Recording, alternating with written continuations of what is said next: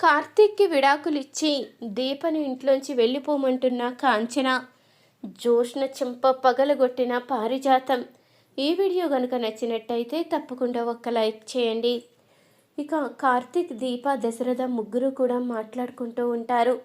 మన మీద జోష్నకి చాలా అనుమానంగా ఉంది, అందుకనే ఏ విధంగా నిజాన్ని బయట పెట్టాలా అని ఆలోచిస్తుంది. మనం ఇక్కడ మాట్లాడుకునే మాటలు ఎవరొకరు వినే అవకాశం ఉంది. అలా జరగకముందే మీరు ఇక్కడి నుంచి వెళ్ళిపోండి అంటూ ఇక దశరథ అయితే చెప్తూ ఉంటాడు.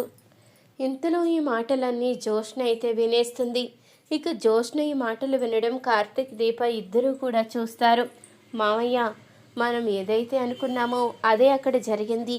జోష్న మనం మాట్లాడుకునే మాటలు వినేసింది అంటూ అనంగానే ఇప్పుడు అది ఎలాంటి నిర్ణయం తీసుకుంటుందో, మళ్ళీ ఎలాంటి తలపోటు తీసుకొస్తుందో అంటూ ఇక దశరథ అయితే కంగారు పడుతూ ఉంటాడు. నువ్వు కంగారు పడుకు మావయ్య, ఇక ఇంతకు మించి తను చేసేది ఏమీ లేదు, ఇక ఏం జరిగినా నేను చూసుకుంటాను అంటూ కార్తీక్ అయితే చెప్తాడు. ఇక కార్తీక్, దీప ఇద్దరూ కూడా అక్కడి నుంచి అయితే వెళ్ళిపోతారు. ఇంతలో ఇక జోష్న అయితే ఆలోచిస్తూ ఉంటుంది. మిమ్మల్ని వదిలిపెట్టను బావా, ఇప్పుడు అసలు నిజం తెలిసింది కదా, మీకు నిజం తెలుసు అని. ఇక నా ఆట మొదలు పెడతాను.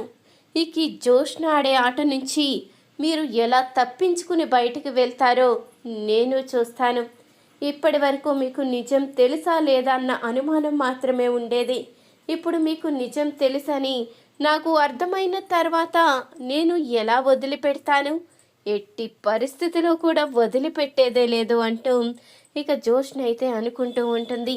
నేను అత్త వైపు నుంచే నాటకాన్ని మొదలు పెట్టుకుని వస్తాను. నా చేతులకి మట్టంటకుండా దీపని నిన్ను శాశ్వతంగా విడదీసేస్తాను. ఇక నువ్వు శాశ్వతంగా దీపకి దూరం అవ్వడమే. ఇటు అత్త మాట కాదనలేక, అటు దీపని దూరం చేసుకోలేక నువ్వు సతమతం అయిపోవాలి. ఈ జోష్నతో ఎందుకు పెట్టుకున్నాను రా దేవుడా అంటూ నువ్వు బాధపడాలి అంటూ ఇక జోష్న అయితే ఆలోచిస్తూ ఉంటుంది. ఇంతలో కాంచన అయితే వస్తుంది. ఏంటి జోష్న, ఏం ఆలోచిస్తున్నావంటూ అనంగానే, అబ్బే ఏమీ లేదు, నేను కొన్ని పనులు చెయ్యాలి, అవి ఎలా చెయ్యాలా అని ఆలోచిస్తున్నాను అంటూ అనంగానే, ఏం పనులు అవి, ఏం చెయ్యబోతున్నావు? అదేదో నాకు చెప్తే నేను కూడా నీకేదోటి సలహా ఇవ్వడమో లేకపోతే నేను కూడా ఆ పనులు చేయడమో చేస్తాను కదా అంటూ అనంగానే, నీకు చెప్తే నువ్వు చేసే పనులు కాదు, ఇవి నేనే చెయ్యాలి, నేను చూసుకుంటాను అంటూ జోష్న అయితే వెళ్ళిపోతుంది.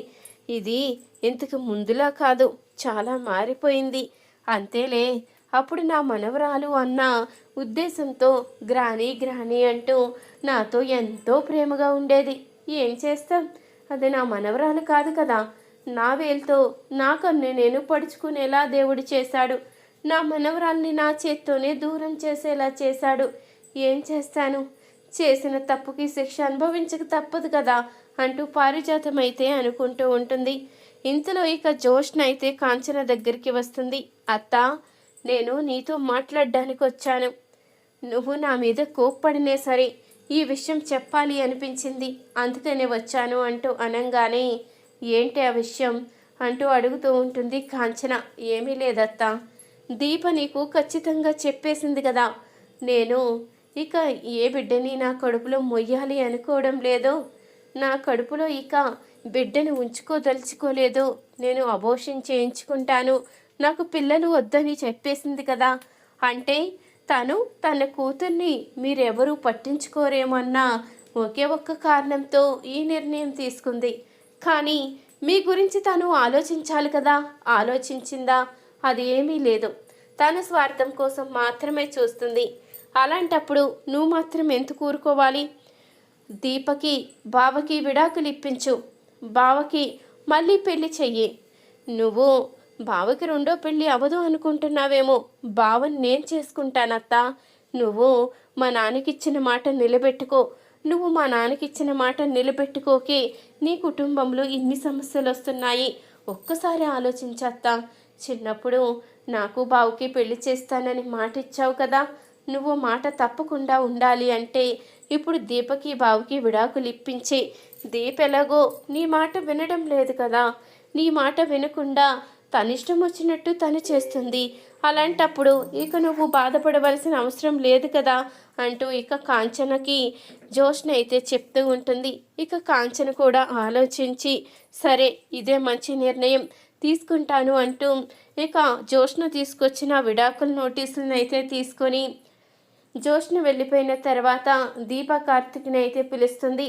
దీప ఒకసారి బయటికి రా అంటూ అనగానే అప్పుడే దీప కార్తిక్ అలాగే అనసూయ వస్తారు. ఏంటత్తయ్య అంటూ అనగానే ఇక మీదట అత్తయ్య అని పిలవలసిన అవసరం లేదు, ఎందుకంటే నీకు నాకు మధ్య ఎలాంటి బంధం లేదు. నా వారసులు నువ్వు కడుపులో మొయ్యను అని చెప్పేసినప్పుడే నీకు నాకు సంబంధం తెగిపోయింది. కాబట్టి ఇదిగో విడాకుల నోటీసు, నువ్వు కార్తీక్కి విడాకులు ఇచ్చి ఇంట్లోంచి వెళ్ళిపోవచ్చు, నువ్వు ఇంట్లో ఉండవలసిన అవసరమే లేదు అంటూ ఇక కాంచన అనేసరికి ఆ మాటకి దీప అయితే ఒక్కసారిగా కుప్పకూలిపోతుంది. ఏంటమ్మా ఏంటి నిర్ణయం అంటూ కార్తీక్ అయితే అంటూ ఉండగా, చూడు కార్తీక్, ఈ తల్లి కావాలి అనుకుంటే నువ్వు ఖచ్చితంగా దీపకి విడాకులు ఇచ్చి తీరవలసింది. ఈ తల్లి అవసరం లేదు, చనిపోయినా పర్వాలేదు, నాకు నా తల్లికి ఎలాంటి సంబంధం లేదు అనుకుంటావా? అప్పుడు దీపతో నువ్వు ఉండొచ్చు, నాకు ఎలాంటి అభ్యంతరం లేదు, ఏదోటి నువ్వే ఆలోచించుకో అంటూ ఇక కాంచన అయితే చెప్పేసరికి దీప కార్తీక్ అయితే ఏం చెయ్యాలో అర్థం కాదు. అప్పుడే ఇక దశరథ్ అయితే వస్తాడు. ఈ మాటలన్నీ విని ఈ సమస్య ఇక్కడ దాకా రావడానికి కారణం నేనే, నా భయం వల్లే ఇదంతా జరిగింది. నిన్న నువ్వు ఇంట్లో అందరి ముందు వీళ్ళని నిజం చెప్పమని నిలదీసినప్పుడే నేను నిజాన్ని బయట పెట్టుంటే ఈరోజు నీ నోటంట ఈ మాట వచ్చుండేదే కాదు.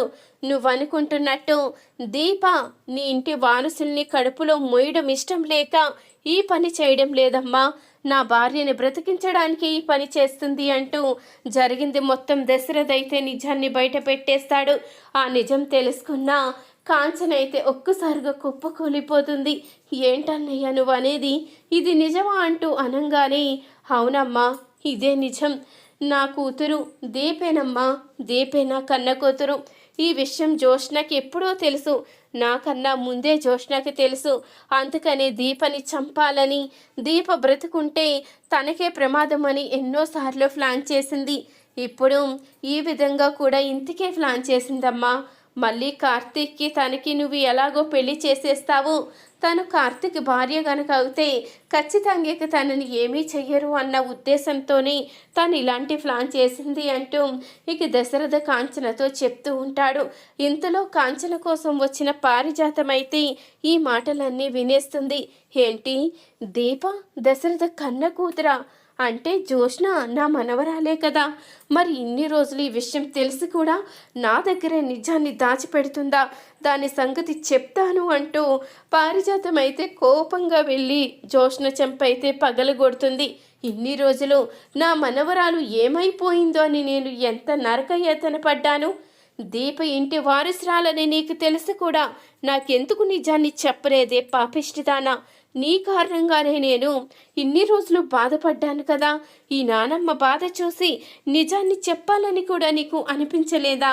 నిన్ను చూస్తుంటే నాకు చాలా కోపంగా ఉంది, ఇంకెప్పుడు నాతో మాట్లాడడానికి ప్రయత్నించుకో అంటూ పారిజాతం అయితే జోష్నకి వార్నింగ్ ఇస్తుంది. ఈ వీడియో కనుక నచ్చినట్టయితే తప్పకుండా ఒక్క లైక్ చేయండి. మీరిచ్చే ఒక చిన్న లైక్ మా ఛానల్కి ఎంతో మోటివేషన్ ఇస్తుంది.